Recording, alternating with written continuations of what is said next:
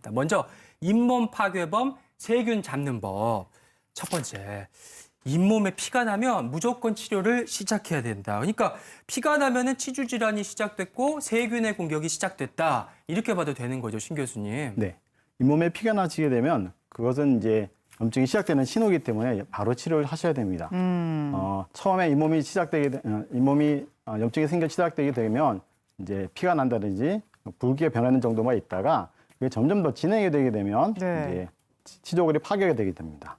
염증이 더 진행이 돼서 치조골이 파괴가 되게 되면 좀 더 치아를 잡아주는 치조골이 없어지게 되면 이가 많이 흔들리게 되면서 결국에는 빠지게 됩니다. 아이고. 빠지게 되면 그게 임플란트나 이제 틀니나 브리지를 하셔야 되는 경우가 생깁니다. 그렇군. 저도 나이 들면서 참 잇몸이 좀 약해진다라는 생각이 드는데 또 치아 사이에 이렇게 치수를 쓰다 보면 막 치석이 끼고 이런 경우가 있잖아요. 맞아요. 교수님 말씀 듣고 보면 치아 관리를 잘 못하는 사람들이 치주 질환이 더 심각해지는 게 아닌가 이런 생각이 드네요.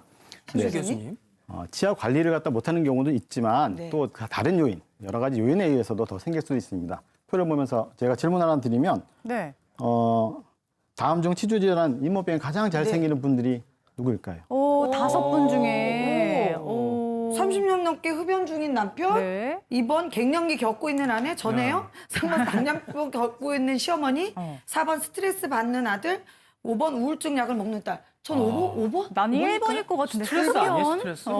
약일 네. 것 같은데. 네. 뭘- 정답 뭘까요? 뭘까요, 신 교수님? 뭘까요? 정답은 다입니다. 아, 모두 다. 다예요? 모두 다예요? 다입니다. 네. 아, 1, 2, 3, 4, 5. 예. 흡연과 잇몸 질환의 관계에 대해서는 여러분 다 알고 계실 겁니다. 네.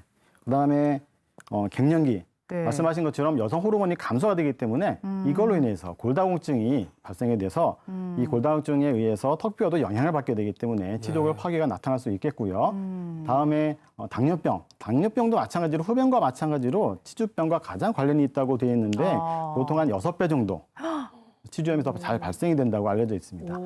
스트레스, 우울증량 마찬가지로 스트레스를 받게 되면 면역력이 떨어지게 되는 거기 때문에 면역력이 떨어지게 되면 몸에서 세균과 싸울 수 있는 무기가 없어지는 거기 때문에 마찬가지로 염증이 더 잘 생길 수 있겠고요. 네. 다음 우울증 관련해서는 우울증에 걸린다 그러면 사실 이것저것 다 하기 싫어지잖아요. 칫솔질도 하기 싫어지고 건강 관리도 하기 싫어집니다. 그래서 마찬가지로 그로 인해서 세균이 증가됨으로 인해서 여러 가지 염증이 발생돼서 잇몸 질환이 생길 수 있는 가능성이 높아지게 됩니다. 네. 그렇군요. 앞서 말씀하신 5가지에 해당된다면 잇몸 질환 더 주의해야 될 것 같은데요. 네. 차트 내용을 보면 이제 잇몸에 피가 나면 무조건 치료 시작이라고 돼 있어요. 그러면 이제 잇몸에 피가 나는 걸 잇몸 질환의 신호탄이다 이렇게 봐도 될까요?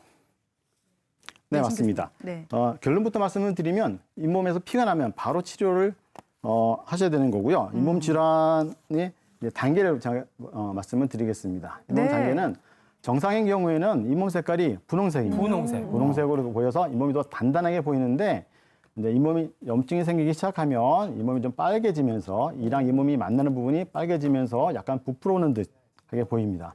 이런 게 조금 더 진행이 되면 초기 치조염으로 넘어가게 되는데 여기서는 잘 보이지 않지만 치조골 이 사이에 있는 이를 잡아주는 뼈가 약간 소실이 되게 됩니다. 이렇게 돼서도 계속 놔두게 되면 중도 치주염이라고 해서 치아 잡아주는 뼈가 많이 없어지게 되고 썩이 많이 보이게 되는 그런 상태까지 되게 됩니다. 근데 많은 분들이 초기에는 좀 욱신욱신 아프다가 며칠 지나고 나면 또 괜찮아지니까 치료 시기를 놓치는 경우가 참 많잖아요. 이 피나는 것 말고도 좀 유념해야 되는 증상들 뭐가 있을까요, 교수님?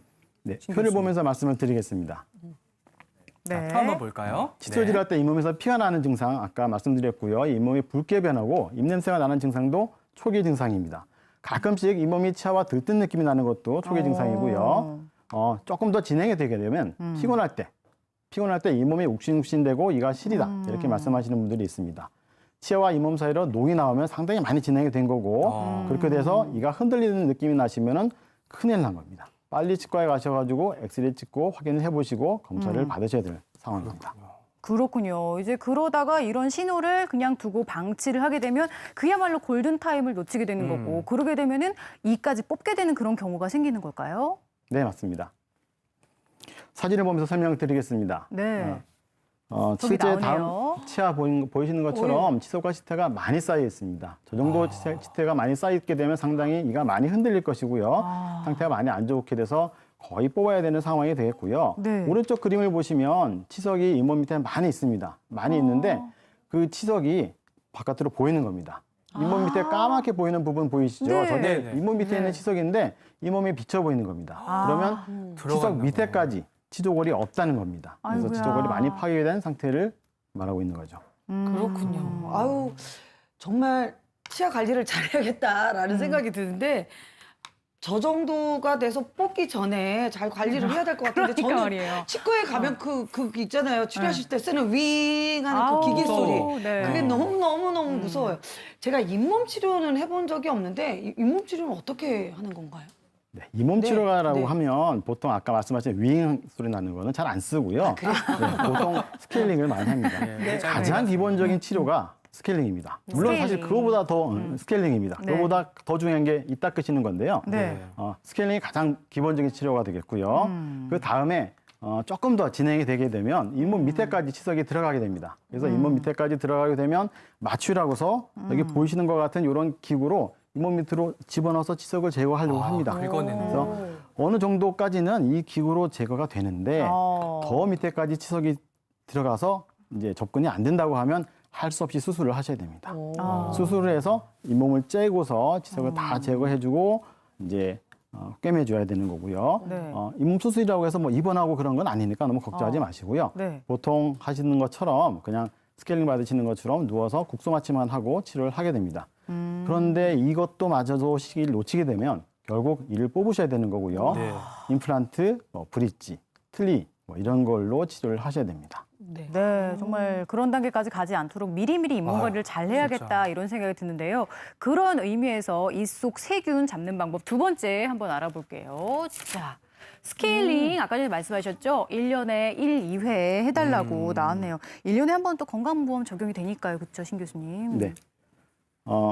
스케일링을 얼마나 자주 해야 되냐 아주 논란이 많습니다. 사람마다 다 다른 게 정답이고요. 보통 일반적인 사람들에 있어서는 보통 1년에 한두 번 정도 한두 스케일링을 번. 받으시면 됩니다. 네. 그런데 이 몸이 안 좋다든지 본인의 구강 관리가 잘 안 된다든지 하면 보통 3개월마다 스케일링을 받으라고 말씀을 드리는데요. 그 이유는 스케일링하고 나서 세균 수가 줄어드는데 그 줄어든 세균이 다시 원래대로 회복되는 게 3개월 걸린다고 합니다. 그래서 3개월 후에 스케일링을 3개월마다 하셔가지고 세균을 줄여주는 게 중요하겠고요. 또한 구강 관리가 많이 안 된다든지 심한 당뇨가 있으시다든지 그런 분들 같은 경우에는 아무래도 관리가 더 안 되면 세균이 많이 늘기 때문에 네. 조금 더 자주 1 내지 3개월 간격으로 스케일링 해주시는 것이 좋겠습니다. 네. 그리고 이렇게 정기적인 검진, 스케일링도 중요하지만 평소에 생활 습관도 주의할 것들이 있어요. 볼까요? 자, 입으로 숨 쉬지 말아라. 숨 쉬지 마요. 숨을 쉬라는 말씀이시죠? 어떻게 예. 숨을 쉬지 말라는 얘기는 아닐 테고. 네네. 보통 우리가 이제 숨을 코로 쉬는데 네. 맞아요. 코로 숨쉬기가 힘들면 호흡을 유지하기 위해서 입을 벌리고 입으로 숨을 쉬게 되거든요. 그런데 입을 벌리고 숨을 쉬면은 입이 이제 마르는 현상이 생깁니다. 특히 낮에는 괜찮은데 밤에 잘 때는 그런 현상이 더 심해지는데 밤에 잘 때는 혀의 움직임도 없기 때문에 입을 벌리고 호흡을 하다 보면 입이 바짝바짝 말라서 네. 낮에는 괜찮은데 밤에 자고 나면 입이 너무 바짝 말라서 힘들어요 하고 찾아오시는 환자분들이 많으십니다. 그런데 네. 이렇게 밤에 잘 때 입이 바짝 마르면 입속에 그 치주 질환을 비롯한 여러 염증이 잘 생기고요. 또 이렇게 밤에 자다가 자주 깨서 물을 마셔야 되기 때문에 수면의 질도 떨어집니다. 그래서 구강 건강은 물론 전신 건강도 안 좋아지기 때문에 이런 경우에는 일단 코로 숨을 쉴 수 있는 거를 평가하기 위해서 비염이나 축농증, 또 비중격 망곡 같은 코의 이상을 우선적으로 이비인후과에 내원해서 한번 검사를 받아보시기를 권유드립니다. 사실 숨 쉬는 건 좀 무의식적으로 하기 때문에 내가 코로 숨 쉬고 있는지 입으로 숨 쉬고 있는지 한번 좀 점검해 보는 것도 중요할 것 같고요. 그다음 잇몸 세균 잡는 방법도 우리가 일상생활 속에서 실천할 수가 있는 방법입니다. 보실까요? 양치질 전에 치실 그리고 치간 칫솔을 사용하세요. 양치질만으로는 조금 부족한가요, 신 교수님? 전에 해야 되구나. 네. 치실이나 치간 칫솔을 갖다가 사용하는 것이 중요한데요. 치실은 아시는 것처럼 이 사이에 있는 음식물질 찌꺼기를 제거하는 것이고요. 그 공간이 커지게 되면 그 사이에 있는 음식물 찌꺼기를 제거하는 것이 치간 칫솔입니다. 이런 것을 제거했을 때 그 이후에 칫솔질을 하시게 되면 그 예. 칫솔질을 했을 때 그 사이에 음식물이 더 잘 빠지고 더 깨끗하게 잘 닦일 수 있게 되겠고요. 그 노출된 표면 쪽으로 이제 불소 같은 것이 더 잘 붙어서 치주 질환이나 치아 예방, 치아 오식증, 충치의 예방에 도움이 되겠습니다. 그런데 더 중요한 거는 사실상 뭐 선우가 중요한 게 아니라 네. 치간 칫솔이나 치실을 사용하시는 것이 더 중요하다고 볼 수 있겠습니다. 네, 근데 저만 해도 진짜 양치질 다 하고 나서 그러고도 안 빠지는 게 있으면 그때 치실을 썼었는데 기왕에 하는 거 순서 바꿔서 거꾸로 하시는 게 좋겠고요. 그다음 양치 습관도 하나 볼게요. 3-2-4. 3분간 잇몸 사이사이를 닦아라. 저는 3-3-3인 줄 알았는데 이게 3-2-4네요, 신 교수님. 네. 이것은 대한치주과학회에서 2009년부터 3월 24일을 잇몸의 날로 지정을 해서 아, 그래요? 잇몸에 대한 홍보를 갖다가 여러분들하고 하고 있습니다. 그래서 3-2-4, 올해는 3-2-4 수칙을 갖다 제안을 했는데요. 3분 이상 칫솔질을 하라. 예. 2, 하루에 1년에 2번 정도 스케일링을 하시라 는 거고요. 4, 사이사이를 잘 닦아주라는 겁니다. 사이사이. 네. 오. 3분 정도 이를 닦으시라고 하는 거는 뭐냐면 일단 오래 닦아야지 치태나 치석을 제거할 가능성이 높아지기 때문에 오래 닦으라고 하시는 건데 보통 3분 정도 닦으십시오 하면 보통 뭐 실제적으로 물어보면 1분이나 측정을 해보면 1분이나 30초밖에 안 닦으시는 분들이 많습니다. 네. 30초 거. 그래서 저는 이제 좀 오래 닦으라고 말씀드리는 때 어떤 방법을 제시하는데요. 네. 이제 보통 요즘 스마트폰에 노래 같은 거 많이 쓰시니까 어. 노래 하나 본인 좋아하시는 노래 하나 틀어 놓으시고 네. 그 처음부터 끝까지 즐기면서 노래를 들으시면서 천천히 이를 닦아주시면 네. 3분은 금방 즐겁게 그러네요. 지나갑니다. 아. 그다음 스케일링을 2번, 1년에 2번 하라는 것은 네. 이렇게 칫솔질을 열심히 잘 하더라도 그래도 제거되지 않는 치석들이나 치태가 남아있기 때문에 치과에서 1년에 2번 정도 스케일링을 해서 치태를 제거해달라는 것이고요. 사이사이를 잘 닦아달라. 4, 이거는 아까 말씀드린 것처럼 치간 칫솔, 치실을 사용을 해서 구석구석 잘 닦아달라는 뜻입니다. 앞으로 양치질 하기 전에는 좋아하는 음악, 3분짜리 음악부터 먼저 근데 찾아놔야겠습니다. 노래 틀 때 학교족이 땡땡땡 이렇게 짧은 거는 소용없으니까 3분짜리. 좀 긴 거, 네. 넉넉한 거 네. 트셔야 됩니다. 네, 예. 근데 이제 제가 시간도 중요하지만 방법도 이제 양치질 할 때마다 내가 잘 하고 있나 이게 궁금하기도 하더라고요. 제대로 이 닦는 방법 좀 알려주세요. 네. 신 교수님. 보통 이를 잘 닦는다고 말씀을 하긴 하지만 실제로 검사를 해보면 잘 안 나오는 경우가 안 닦이는 경우가 많습니다. 사진을 보시면 네, 준비가 돼 있거든요. 삭색 전인데 염색 저거는 이를 잘 닦은 후에 네. 보면 아주 깨끗하게 잘 닦인 것처럼 보입니다. 하지만 오른쪽 사진을 보시면은 그 오른쪽에 치태 세균막, 치태를 갖다가 염색하는 약을 갖다 발라보면 빨갛게 보이는 부분이 치태입니다. 아, 빨갛게 보이는 남아있네. 부분이 치태인데 네. 이것이 주로 어디 나타나 있냐면 이랑 잇몸이랑 만나는 부분에 남아 있습니다. 그래서 이쪽 부분을 열심히 잘 닦으라고 보통 강조를 하고 있습니다. 네. 뭐 구체적으로 방법 한번 볼까요? 가져오셨네요, 교수님. 예.